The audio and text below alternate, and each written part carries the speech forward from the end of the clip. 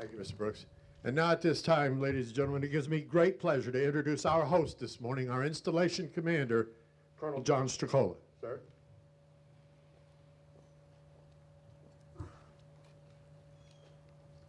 Well, good morning, and welcome everyone to this beautiful summer morning ceremony. While today we come together to celebrate the Army's 236th birthday, June 14th is also known as National Flag Day. So it's appropriate that we show the proper respect to Old Glory, because in 1916, President Woodrow Wilson issued a proclamation that officially established June 14th as Flag Day. For it was on this day in 1777, the Continental Congress, seeking to promote national pride and unity during the American Revolution, adopted the flag of the United States by resolution. The Second Continental Congress resolution stated that the flag of the United States shall be 13 alternate stripes, red and white, and that the Union be 13 stars, white in a blue field representing a new constellation. And the Star-Spangled Banner has been that constellation of freedom for the past 234 years. Though tattered and worn, Old Glory continued to motivate the patriots that fought bravely for our freedom at Yorktown during the Revolutionary War.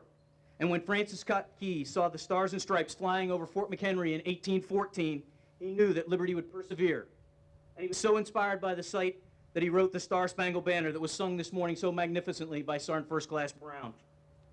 The Stars and Stripes has also reverently adorned the caskets of over 500,000 soldiers that fought in the Civil War. And this same flag was tested during World War II on the beaches of Normandy, the Battle of the Bulge, and the islands of the Pacific. She flew proudly over the battlefields of Korea, and now she sadly waves over a wall that bears the etched names in stone of the more than 58,000 fallen soldiers who died in the jungles of Vietnam.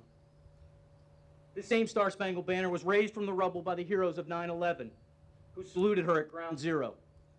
And do not forget, Old Glory has left this world to represent us in the heavens and to land on the moon. Let us not forget there are currently over 120,000 American soldiers deployed to Iraq, Afghanistan, and around the world who continue to proudly serve under Old Glory. And today she continues to wave somberly but surely over the hundreds of thousands of brave and courageous veterans whose silent spirits rest peacefully in Arlington Cemetery. Because today Old Glory represents not only the 50 states, but also the blood of the men and women who died carrying her as they fought for the freedom of our nation. To fully understand this, all you have to do is attend one military honors funeral and hear the words, "On behalf of a grateful nation, this flag is presented to you as a token of appreciation for your loved one's honorable and faithful service." One look into the eyes of the families of the fallen, and you will fully understand the power and importance of our flag to those who fought and died while serving under it, and to the families that are left behind. The American flag is known by many names: the red, white, and blue, the Stars and Stripes, Old Glory, and the Star-Spangled Banner. It's heard the battle cry for freedom for over 200 years, and it remains our sacred symbol, the heart and soul of our nation, and represents our freedom. So Flag Day simply isn't about honoring a particular design on a cloth. It's more about taking time to reflect our freedoms, the principles of a great nation which that flag represents. Speaking about our flag, President Woodrow Wilson said, "Everything the flag stands for was created by the experiences of great people. Everything it stands for was written by their lives, and this flag is the embodiment not of a sentiment, but of history. It represents the experiences made by men and women, the experiences of those who live and die under this flag." So on this day, let's dedicate ourselves to never taking for granted that this piece of material is delicate, just like the freedom we hold so dear. I ask everyone to recommit themselves to displaying and maintaining and retiring the flag with the appropriate respect and honor. At this time, it's my honor to introduce our guest speaker for today's Army birthday celebration. We're privileged that Lieutenant General Rhett Hernandez has taken the time out of his busy schedule to be here with us this morning. General Hernandez is the Commanding General of U.S. Army Cyber Command, one of Fort Belvoir's newest mission partners.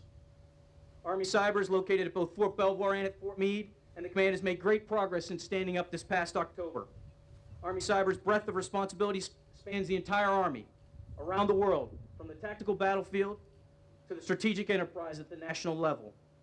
Network dominance is an integral part of the cyber fight, and Army Cyber is the Army's premier leader in operating, maintaining, and defending our network. General Hernandez was commissioned as a second lieutenant of artillery in 1976 from the United States Military Academy. He has a master's degree in systems engineering from the University of Virginia and a master's degree in national security and strategic studies from the National War College. He has served in a wide variety of key command and staff positions over his career, and most recently he served as the commanding general for the U.S. Army Human Resources Command. Please join me in welcoming Lieutenant General Rhett Hernandez.